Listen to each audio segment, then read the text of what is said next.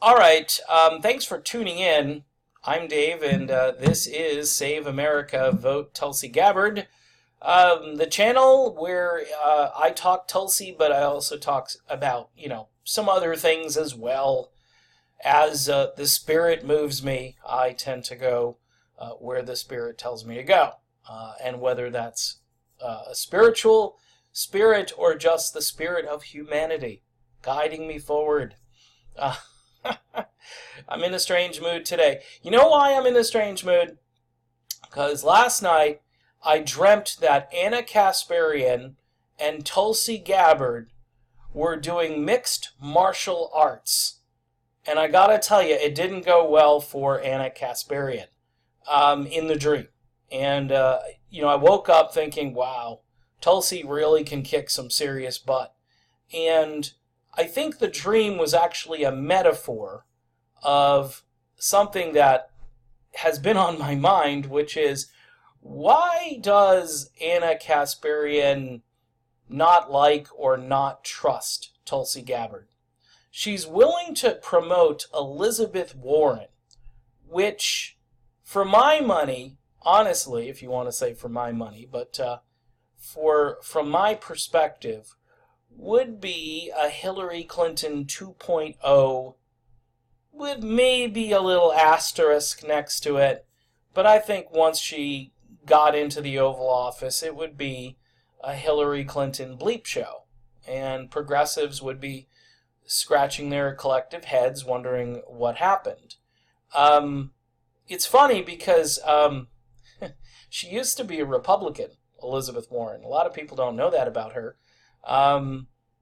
And Tulsi Gabbard, to my knowledge, she had a conservative childhood, which there's so much oxygen that gets wasted talking about her father's belief, for instance, in conversion therapy. All right, and then people say, well, Tulsi's explanation was she didn't even know what conversion therapy was, and she can't not know what it is, and so forth. If you walk down the street and ask like 100 people what conversion therapy is, they're going to give you probably 100 different answers. The fact that it applies to one thing specifically, and I'm not going to get too far into the weeds on this, because what I find is that progressives, and especially the ones that are what I call liberal lefters, not the new left, which is more concerned about policy, less concerned about identity politics, although I've noticed both groups spend a lot of time on sexual orientation. And as a reformed conservative, I get a little bit, queasy about the constant going back to this issue when I know, and I'm not throwing it out there to be glib, I know a strong majority of probably both Democrats and Republicans would rather hear about other issues. Now, this isn't to say that people don't deserve respect or equal protection under the law. As a libertarian-minded person to some degree, I'm a live and let live person. I get a little bit, again, anxious though when one or two groups are constantly talked about, maybe because it is the month of June, and that's a month that is focused on these issues to some degree. But I would say, as a strategy, I would probably take it down a notch or two and focus on the real issues. I think an Anna Kasparian type person, though, doesn't trust Tulsi because of her father's belief system, the fact that Tulsi went into the military, the fact that she's much more of a straight shooter, which, for the people that liked Donald Trump, Trump, of course, lied about a lot of things going away. In other words, once he got into the White House, a lot of the things he talked about, he doesn't, like Julian Assange, for instance, and WikiLeaks, not intervening in various countries. He's gone back on some pretty big ticket items.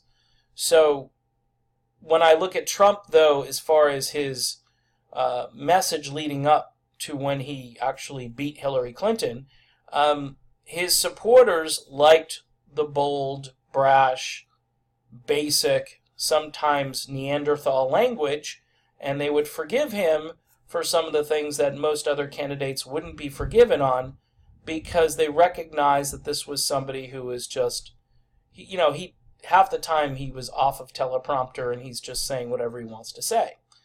I think a lot of people get offended that Tulsi Gabbard doesn't do canned platitude answers. That Tulsi Gabbard the other day said, F this S, when referring to political calculations versus what's best for her constituents and for the country.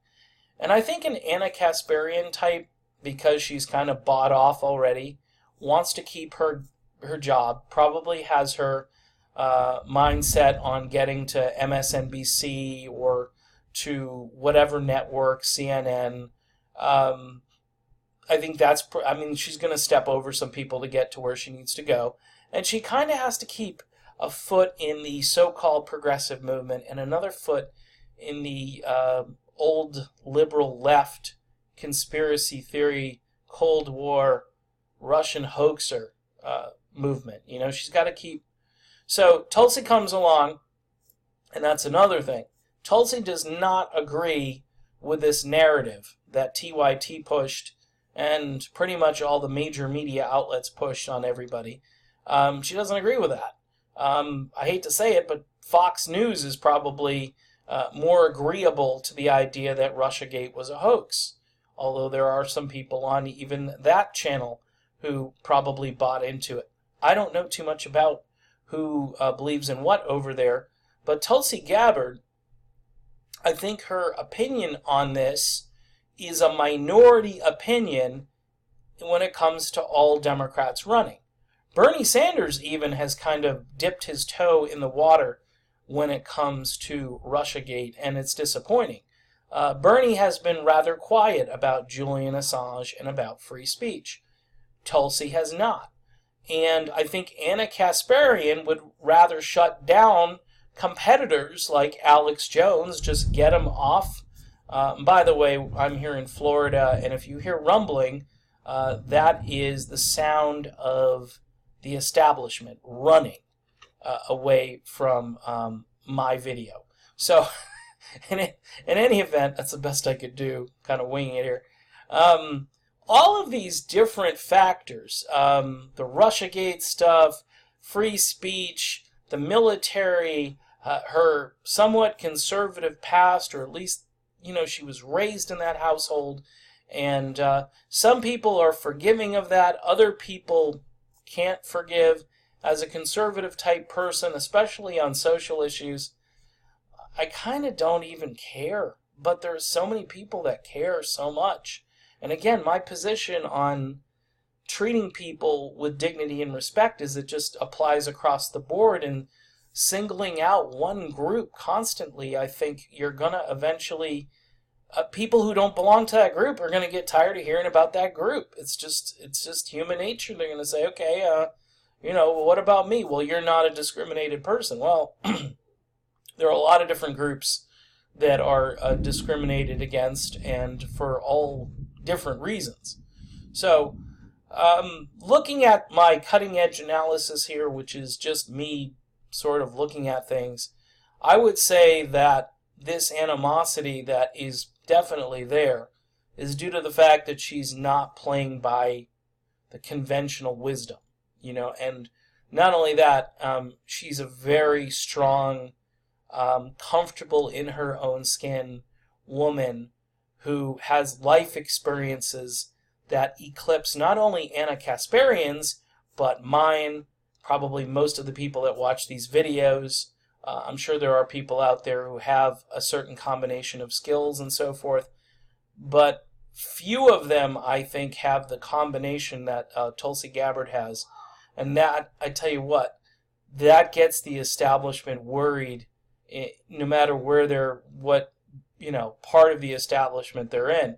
whether it's a conservative who looks at Tulsi and goes, uh-oh, or it's a so-called liberal who's like, yeah, she's good on some issues, but I don't really want to talk about her. Let's talk about, Elizabeth Warren. Let's talk about Mayor Pete, because they're going to meet our quota. We're looking to obviously get a certain person into the White House based on race or sex or sexual orientation, whatever it is.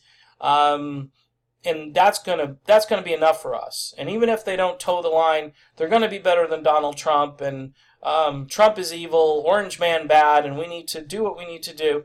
Meantime, you're missing the point, because issues are what people always care most about. Issues, college and student loan debt. Come on, people. The housing market, how it's completely unaffordable right now to rent a decent place. Jobs, like earnings, like wages, they're low. They need to go up so you can meet the cost of living. I mean, you can go down the list, and my big ticket thing is this endless war, which just perpetuates and goes on, and I should say wars, because we are in many. We are all around the world fighting, and we're not being attacked by anybody, and nobody seems to care anymore. And I'm trying to get people to care. I want anti-war to be cool again, but, Anna Kasparian, she could care less about if anti-war is cool again, because she's probably getting money from somebody who benefits from the military-industrial complex. So that's my analysis in a nutshell. The cage match in my dream, Tulsi came out victorious, but, I'm glad my dream had a happy ending, because if it didn't, I probably wouldn't have made this video today. So let's just hope Tulsi can do the same thing to the rest of the Democratic field and be the nominee. That would be one victory for the ages. All right, I am done with this video. I will be back with more content very soon. Thanks for helping me out over on Patreon and also through PayPal. Anything you can spare, $5, $10, $1, whatever buck you can help me out with, it's much appreciated. And I'm not begging for money because I'm a rich person looking to earn more money. I'm just a guy, middle-aged guy, looking to break even. That's what I'm looking to do here. So talk to you soon.